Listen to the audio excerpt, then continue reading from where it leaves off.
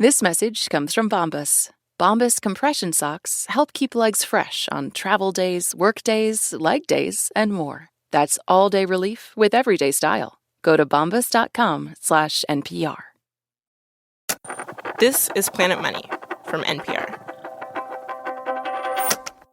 Amy O'Hara is a data person. Trained as an economist, worked at the U.S. Census Bureau, now works at something called the Massive Data Institute at Georgetown. And that's where she was last Friday, getting ready to go out of town to Nashville for a big statistics conference. It would have been a pretty chill Friday before travel.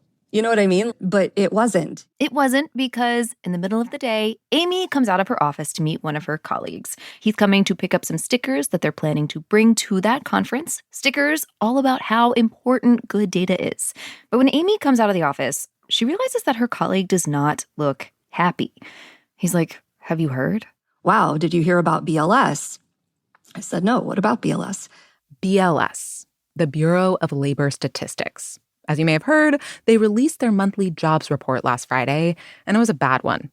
The economy is adding fewer jobs than people expected. And the BLS also released their revisions to the previous 2 months of jobs data. And those 2 months were worse than we had thought. Revisions always happen, and these revisions were big, but within a normal range. Basically, the report said that the labor market is not doing so great. President Donald Trump, upon getting this bad news, fired the head of the Bureau of Labor Statistics, a career statistician named Erica McInterfer. Amy and her colleague both know Erica, and they're both shocked. Just literally standing there in silence for, 20 or 30 seconds, letting it sink in, because something had dramatically shifted. It was that the norms that statistical information could be produced without political interference, those norms were shattered. The BLS is responsible for all kinds of important government statistics: the unemployment rate, the inflation rate. And the reason this firing is such a big deal to Amy and her colleague, and a lot of people, is having solid, nonpartisan economic statistics from the government, that is important. Local governments rely on that kind of information to know what's going on in their area. Businesses use it to plan for the future. Decision makers all over the economy rely on these numbers to be rock solid. And now, the head of the BLS had been fired. This was a direct response to numbers that were politically inconvenient. And that raises all kinds of worries that the government could try to pressure these independent statistical agencies to suppress information, or even to put out something that's manipulated or false. Amy is worried about that. And she's worried about smaller, subtler changes. The BLS and agencies like it have already been losing staff under Trump. There's a worry that could make it harder for those agencies to do their job well. And if the government starts firing more of these staffers, perhaps for political reasons, that is fewer people to uphold norms and processes. Maybe the statistics will slowly get worse. What I think is scary is, as a consumer on the outside, would I notice? So that sort of change detection is really tricky, that if the number looks a little different, or even if the number looks exactly the same, how I consume that, how I interpret it, has always relied on the full trust that the feds were doing a good job putting out numbers. And anything that deviates from that, to me, is scary. At the big statistics conference this past week in Nashville, these concerns were front and center. There is sadness, there is shock. There's this new uneasiness, a wariness about what we have to be looking at, what could happen next. What could happen next? Amy told me she is not jumping to the worst case scenario, and neither are we. There are some reasons to believe that U.S. data collection might be okay. The systems are built to prevent political tampering. They're decentralized. They involve many people. The commissioner doesn't even see the jobs numbers until very late in the process. And there are many BLS employees who could blow the whistle if they saw anything amiss. But political data manipulation, it has happened. It has gotten bad. And it is worth remembering exactly why manipulating economic statistics is really not a good idea. Hello and welcome to Planet Money. I'm Sally Helm. And I'm Mary Childs. Today on the show, 2 historical, statistical, cautionary tales about what happens when politicians get tempted to cook the books. And once you've cooked them, can they get uncooked?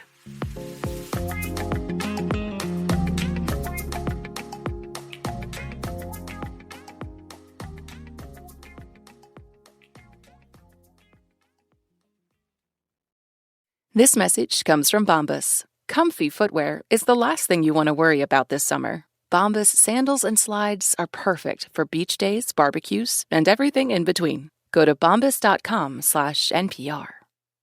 The NPR network has always been powered by the people it serves, not by shareholders or special interests, but by people like you and me who believe in a free and independent press. We're approaching 1 year since Congress eliminated federal funding for public media. Together, we continue the kind of journalism that we, the public, rely on. Please support this work today at plus.npr.org. The Emmy nominations are here. We're unpacking record-breaking nominations for Hacks, plus a big day for The Pit and newcomers like Widow's Bay. We'll talk about some snubs and make some early predictions of who will win. Listen to Pop Culture Happy Hour via the NPR app or wherever you get your podcasts. Today, we offer you 2 historical, statistical cautionary tales. Tale number 1, how to cook the books. We begin in Argentina, 2006. Inflation has been high, and no one likes high inflation. I remember when inflation was around 9% in the U.S. in mid-2022. I feel like I still have not emotionally recovered from those grocery bills. Honestly, same. Argentina in the mid-2000s had it even worse. It got to the point where it was reaching 2 digits, about 10%. High. Yeah, yes, high. Argentina has gone through many inflation crises in the past, so it was obviously a politically sensitive issue. Economist Alberto Cavallo grew up in Argentina, and he has studied this period closely. Argentina is indeed no stranger to high inflation, even higher than 10%.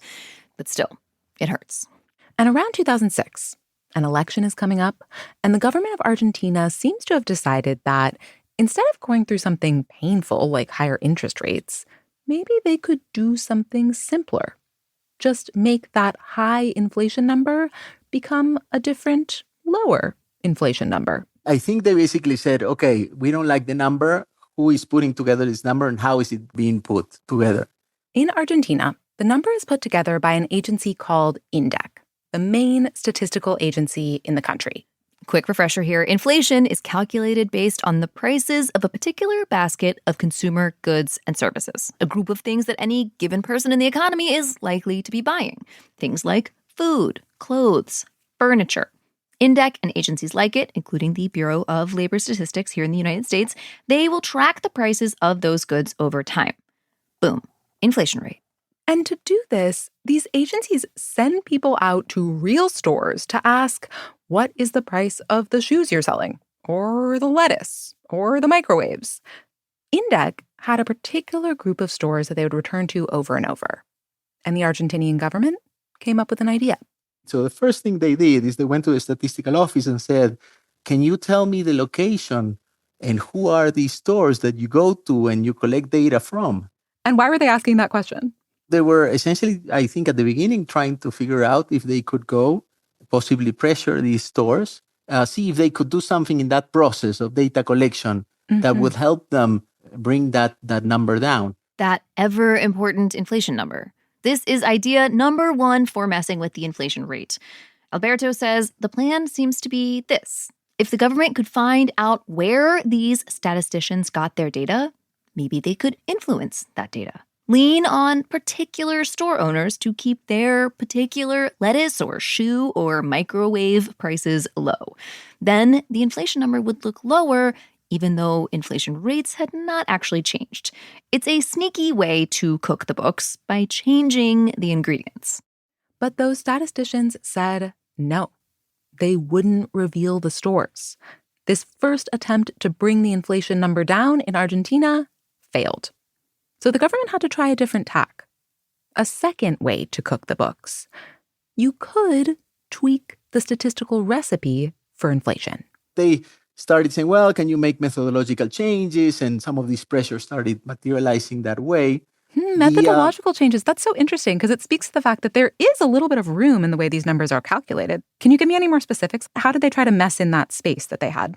You're absolutely right. Every one of us experiences a different inflation rate because we buy different things. So the inflation rate is meant to be, an average that represents a typical consumer in the economy.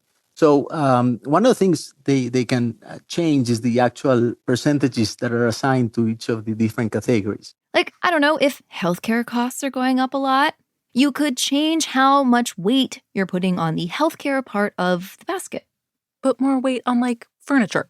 Or at least theoretically, you could change the weighting. Frankly, it would be pretty obvious. Because statistical agencies report the weights they're using, and any changes in those weights would be immediately flagged, and people would question, why is this happening? The government suggested other, subtler methodological changes, but the statisticians refused to play along. This idea for messing with the inflation number also didn't work. After about a year of this pressure in 2007, the person in charge of calculating the inflation number in Argentina, she got fired. So did some other statisticians. The government said, look, we've gone there, we've discovered there are all these methodological issues. We're going to make this a better statistical agency. We're just going to fire these people because they didn't do the right job. And he says, you can imagine at first, some people watching all this are like, okay, fine. Who knows? Maybe they were bad at their jobs. But then some of these fired statisticians start speaking out, telling these stories about the pressure that the government had been applying.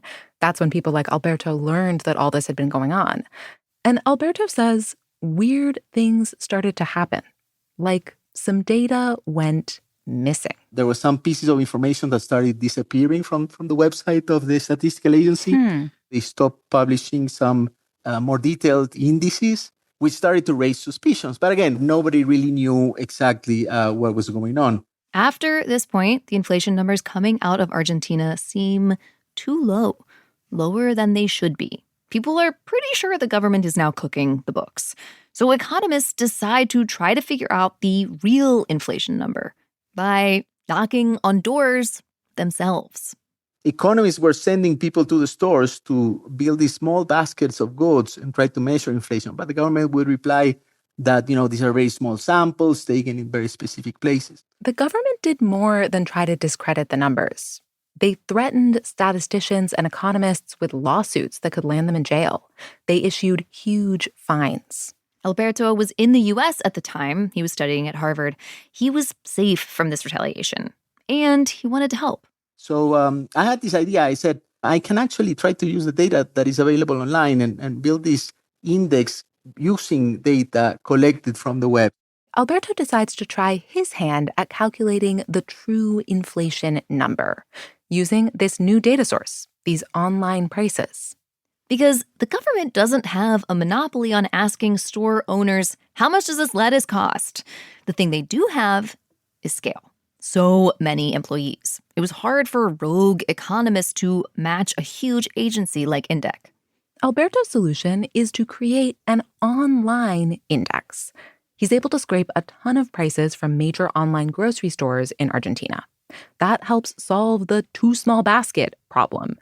And he uses those prices to calculate inflation, specifically something called the supermarket index, which is similar to something that the government publishes. And he did this not just in Argentina, but also in Brazil, Chile, Colombia, and Venezuela. And he found that in those 4 other countries, his online price index matched up well with the official numbers, but not in Argentina. I was finding levels of inflation that was 2 or 3 times higher than what the government was showing.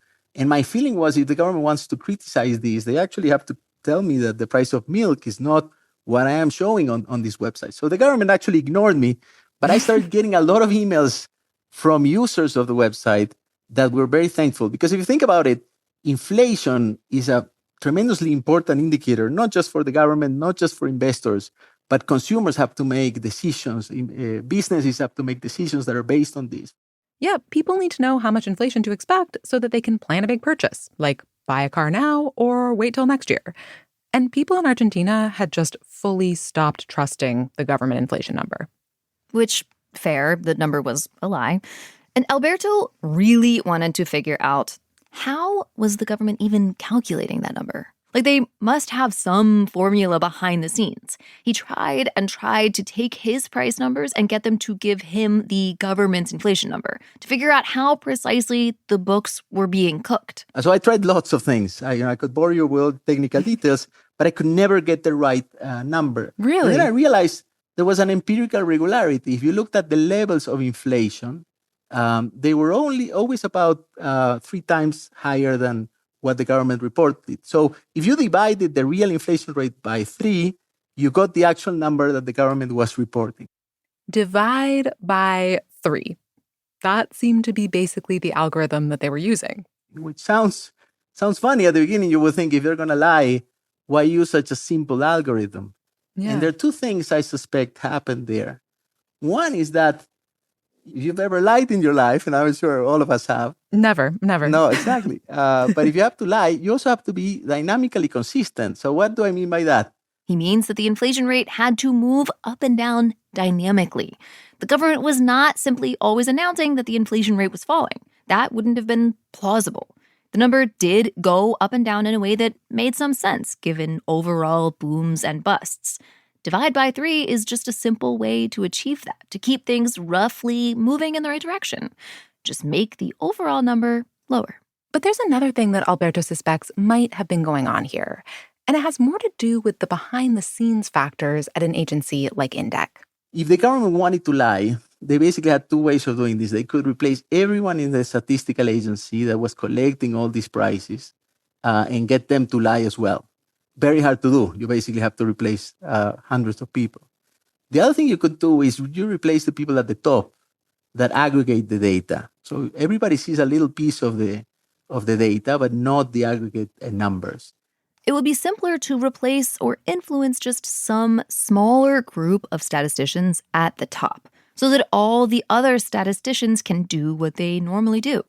And it's only at some point later down the line, when all the pieces get put together, that someone somehow messes with the number. However they did it, the government lied about the inflation rate for years. And everyone knew it.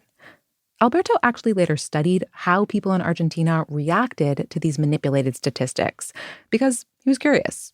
Did people just ignore them? Or did they try to interpret them, read the tea leaves? And he found that people were listening to what the government said. When the government reported higher inflation, people were like, yeah, must be even higher. They had an intuitive sense of the real number. But when there was good news, they didn't trust it. People suspected the worst because they thought they could not trust anything that the government was actually doing. People had just lost so much trust. They started assuming that things were bad, even if things actually had gotten a little better. Which goes to show, simply making the number look better does not actually change people's minds. It might even backfire. Because we know what the prices are, not just from reading the statistics, but from living our lives. What finally ended this was an election. The lie went on from about 2007 until the government turned over in 2015. It took the new people a while to get things up and running again, to start publishing the true inflation numbers. So for about 6 months, Argentina had no inflation index. And when it came back, it actually started reflecting very close to what we were collecting online. So that's when I knew things had gone back to normal. I asked Alberto about what's happening right now in the U.S. with the BLS commissioner being fired. He said he thinks the firing is really bad for the credibility of the institution and potentially for the quality of statistics in the long run. Of course, a lot depends on who gets appointed next. But in general, he said the U.S. is starting from a really good place with a lot of solid statisticians. And when it comes to the inflation number in particular, he's not that worried. There are so many private indices now, it would be really hard to mess around. I would be more concerned if we are talking, for example, about the jobs report, because that's the kind of thing that the private sector cannot easily replicate, because the statistical agency runs these massive surveys all over the U.S., which are very hard for the private sector to replicate. But he says he'll be watching for any signs that the books are starting to get even a little bit cooked. After the break, another country gets a crash course in book uncooking. We look at statistical historical cautionary tale number 2, what happened in Greece.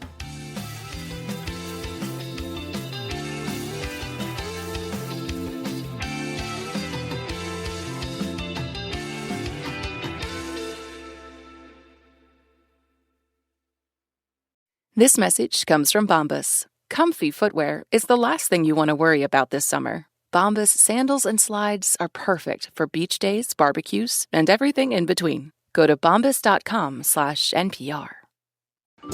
This week on Wait, Wait, Don't Tell Me, we talked to legendary musician Jason Narducy about being in a punk band when he was just 11 years old.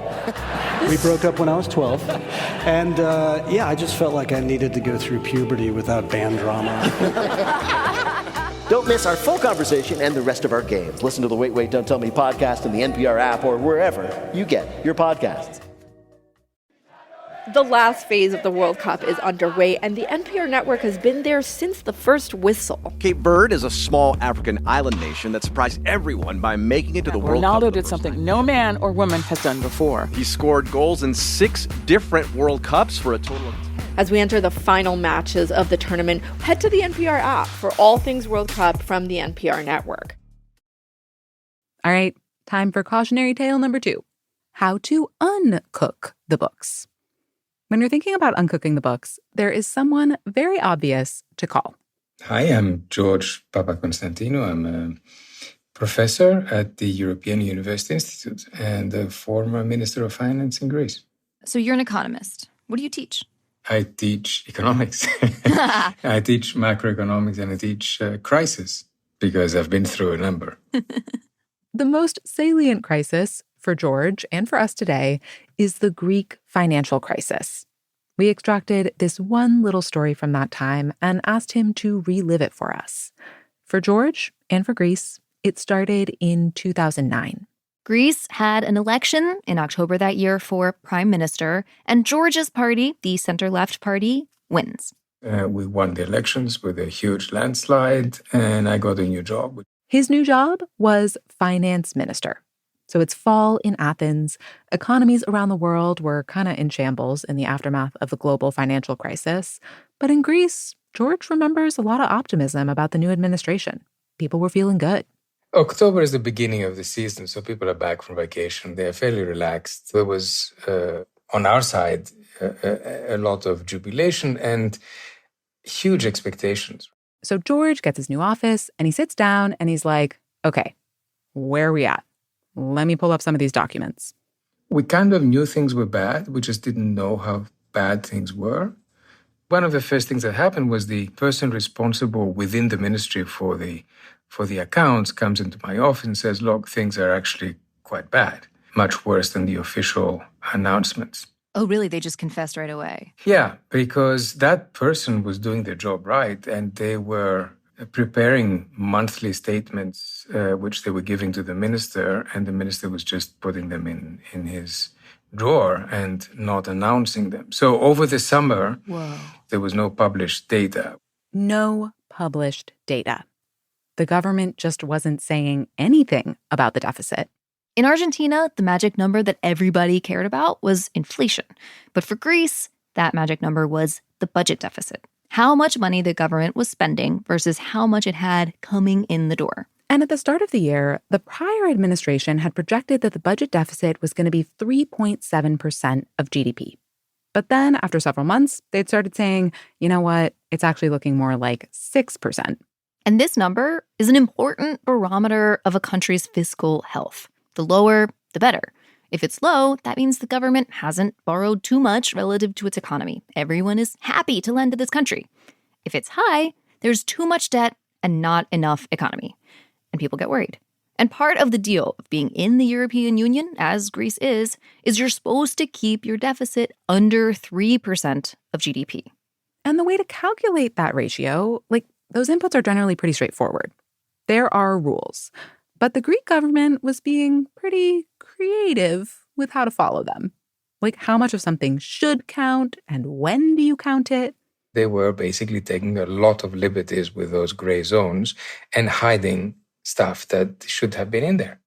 So, if it's worse than 6%, George is like, how far off are we here?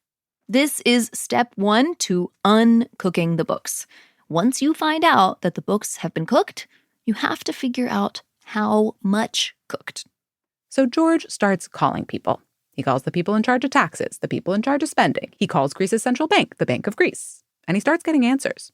I mean, they were underestimating expenditures and overestimating revenues. Hence, the deficit projection for the end of the year looked to be 6% of GDP, whereas in fact, we were October, and the Bank of Greece data were telling us that we're already at 10%, going up 1% every month. So we're going to hit at least 12%. So by the end of the year, the estimated deficit would be at least 12%, twice what the government had been saying.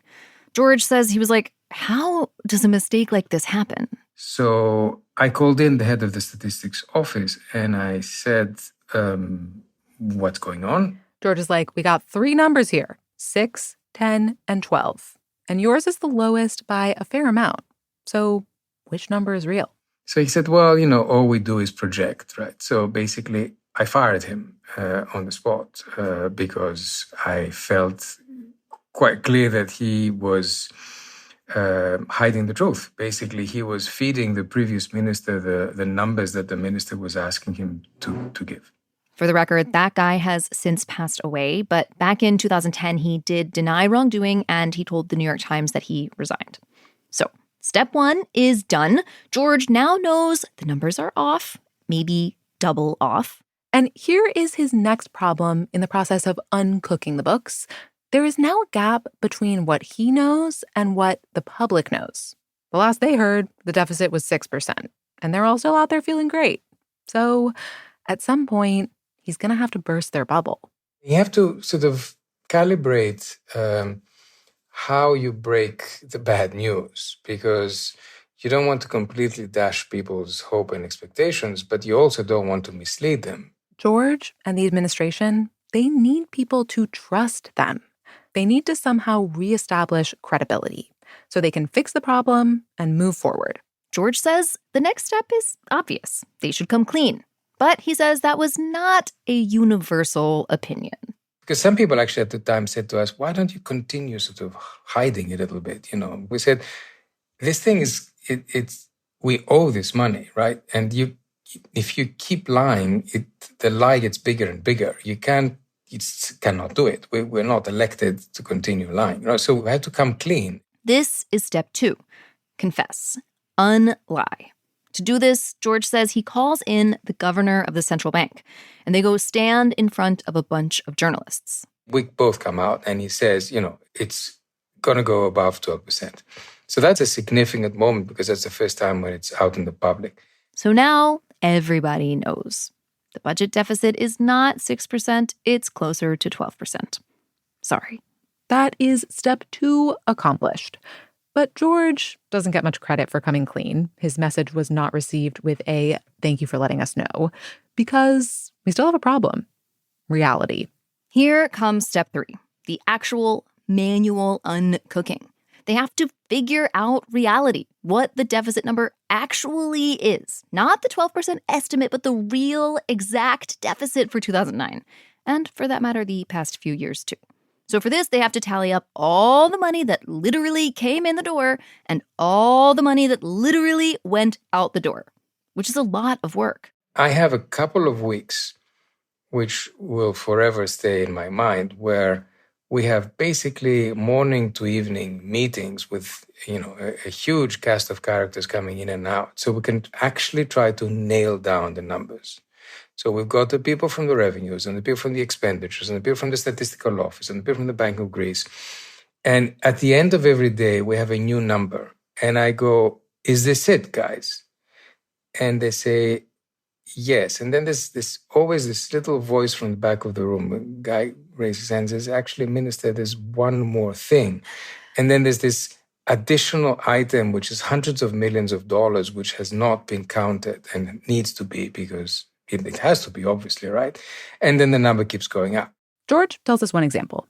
There was some public corporation that the Greek government had sold, but when they sold it, they for some reason kept the pension obligations. George says the government was dutifully paying those obligations to retirees, but just not including that outgoing money in its deficit calculation. Which means that every year there was something like 700-800 million, which were not written in the accounts, even though we were actually paying it. It was a clear attempt to make sure that the deficit did not show as big as it really was. Yeah, George says somehow those numbers, which should have been included, were getting lost on the way to the deficit calculation. This all takes over a year. It is so hard to get the information. People are dragging their feet. They hire a new head statistician. The European Statistical Agency sends in their people. And eventually, the weeks of morning to evening meetings are finally done. And they have finally heard from all the guys in all the backs of all the rooms. Once we counted everything, the 2009 deficit ended up being 15% of GDP. So from 6 to 15%. That's 9 percentage points of GDP missing, which is what made the financial markets completely freak out. The financial markets completely freaked out. And this is step 4. You know how cooked you truly are. You've confessed. And now it's consequence time. And there are many consequences. They show up first in financial markets, the bond markets. Investors around the world who had happily lent Greece money in the past were now demanding that Greece pay up. Cost of our borrowing went up immediately. How did that feel? Look, it was, first of all, it's not just that your cost of your borrowing is more. It's also that you have to borrow much more because you realize that what you owe in a given year is bigger than what you thought you owed.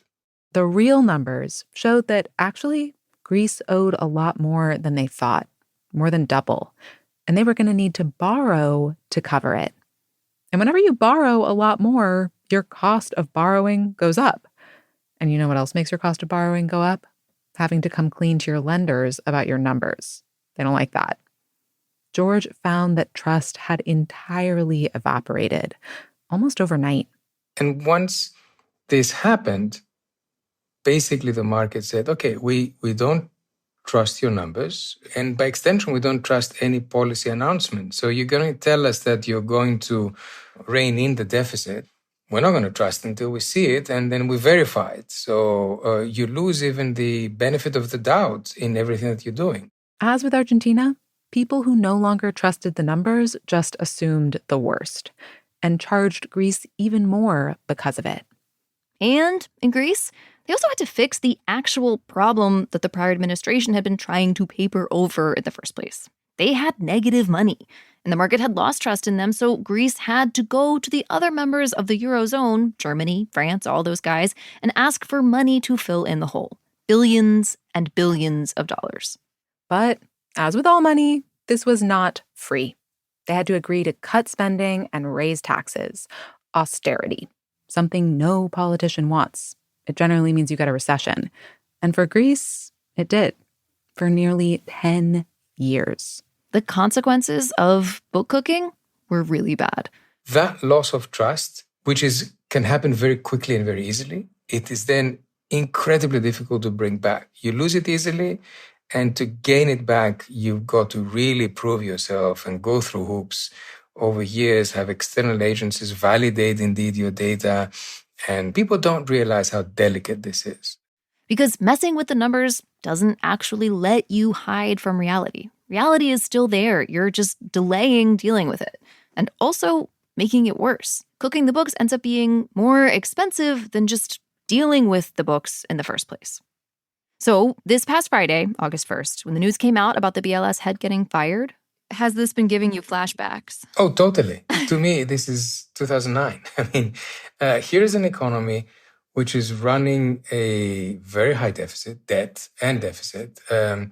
with an administration who likes to pretend that the normal laws of economics do not apply. And suddenly it gets weak employment numbers. So what does it do? It shoots the messenger. And this is really bad because it destroys confidence into independent institutions. And once you go that road, if we lose trust in these kind of numbers, if we lose trust in the data, if we lose trust in the people who produce those numbers, then there's nothing to base ourselves on when we have a political debate. We can disagree on policies, but we should not be able to disagree on the underlying numbers. The numbers should be the numbers. And then you can decide whether X policy is better than policy Y, right? But the numbers should be the numbers that we all believe in. So that there's some shared reality, and then we can decide what to do about that reality. And if we destroy that shared reality, then there is no basis for a rational conversation. Then it all becomes points of view. What's going to happen next time the Bureau of Labor Statistics announces unemployment figures?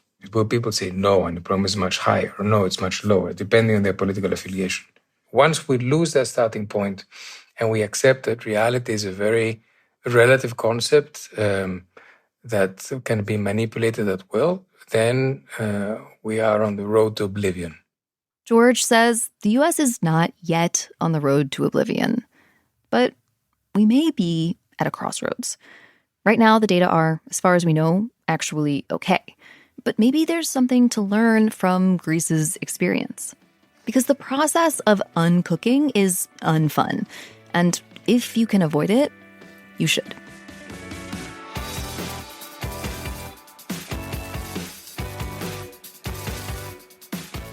If you want to hear more, we and our sibling show The Indicator, we have done a bunch of episodes about data and government statistics. We did one about if you can just change how we measure GDP, and others on how the BLS calculates inflation and the jobs numbers. We put links to those episodes in our show notes. Today's episode was produced by Sam Yellowhorse Kessler. It was edited by Jess Jang. It was engineered by Jimmy Keeley with help from Kwesi Lee. We got some fact-checking help from Sierra Juarez. Alex Goldmark is our executive producer. Special thanks to Hansi Lo-Wang, Steve Pearson, and Nancy Potok. I'm Mary Childs. And I'm Sally Helm. This is NPR. Thanks for listening.